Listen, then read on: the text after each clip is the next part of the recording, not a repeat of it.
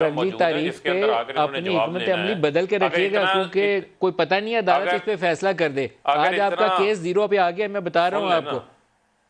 नहीं नहीं नहीं नहीं, जीरो पे नहीं आता, किसी सूरत नहीं आता। देखिए मामला ये है कि जिन लोगों ने लूटमार की हुई है उसका जवाब भी उन्हीं लोगों ने देना है।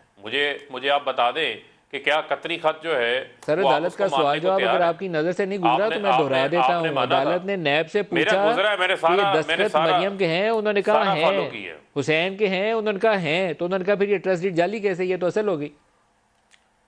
नहीं तो वो मुझे ये बता दें जिस फॉन्ट में बनाई।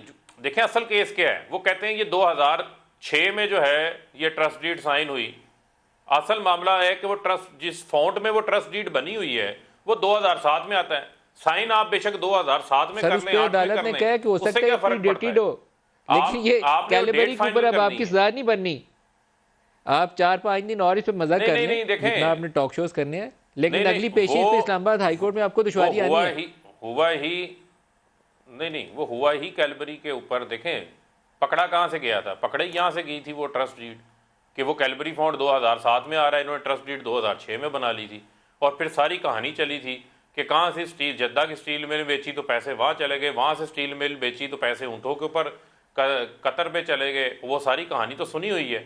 असल डॉक्यूमेंट जो है वो आपका मोज़ैक फोंसेका का है जो सर्टिफाई होके बाहर से आया हुआ है। एक वहाँ से बहुत ही अदालत के अंदर बिल्कुल ही शर्मिंदगी वाली कहानी थी वो, जो कतरी खत की घड़ी गई थी। वो शर्मनाक कहानी थी, वो कोई इज्जत वाली बात नहीं थी। जो उन्होंने बताया कि एक दिन वो कतरी शहजादे को ख्वाब याद आया कि दादा मियां ने कहा था ये हुसैन नवाज को दे देना, वो कोई ढंग की कहानी नहीं थी, फजूल कहानी थी वो। लेकिन केस जिस चीज़ के ऊपर लड़ा जा रहा है मरियम नवाज के ऊपर, वो केस आपका दफन होने वाला है। मैं आपको कह रहा हूँ आज अदालत के सवाल के ऊपर नैब के पास कोई जवाब नहीं था।